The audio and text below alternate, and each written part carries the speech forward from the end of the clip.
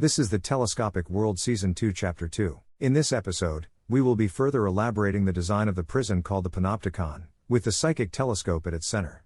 If you imagine that a structure could be built as a prison for the mind, imagine that you are in a 9-sided cell. Each of the 9 sides possesses another cell adjacent to it. There is also above and below a cell. In total, this makes 11 cells, or 9 plates, the top plate and the base plate, or the 2 terminal universes. When cells are adjacent to each other, they represent lateral altars of the other. And, because they are separated spatially, the prison is separated into 9 zones, 1 zone for each cell.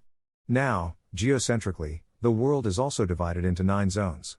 Each zone has doppelgangers and lateral altars corresponding to the others. Thus, there may be more than 9 copies of you, living identical lives in parallel without any idea, or any opportunity to meet. For each level of the panopticon, there is a separate structure or lens separating general from particular, top plate from the middle, from the base plate. The base plate is where the general and particular overlap in the particular, that is, there are 2 parallel non-intersecting perspectives of your life. That is to say, the terminal universe, where you are living a linear existence among actors, so that you can become the negative ideal, a lesson for others. The top plate is where your lateral altar exists as apotheosis of a positive ideal. Again, separating each sheaf is a psychic lens, such that the orientation of objects on the lower reflects a symbolic representation of the objects in the general, above. This is a manifestation of the telescopic effect. Among each universe, there are those intermixed who have not become fully conscious. They may not be aware they are an actor.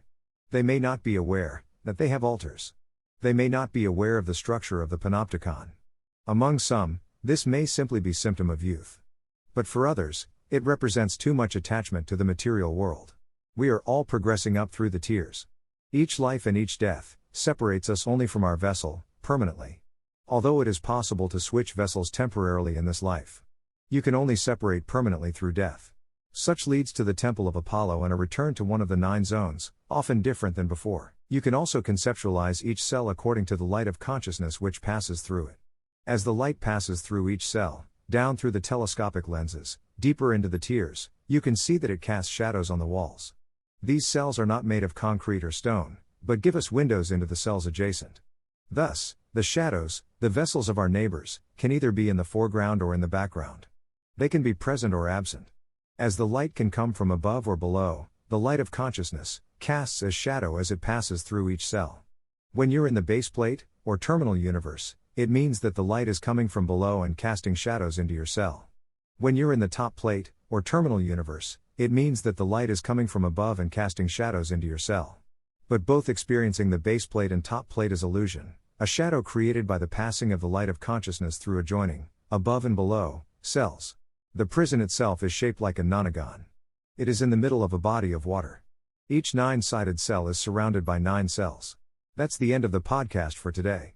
If you enjoyed it, please like, comment and subscribe.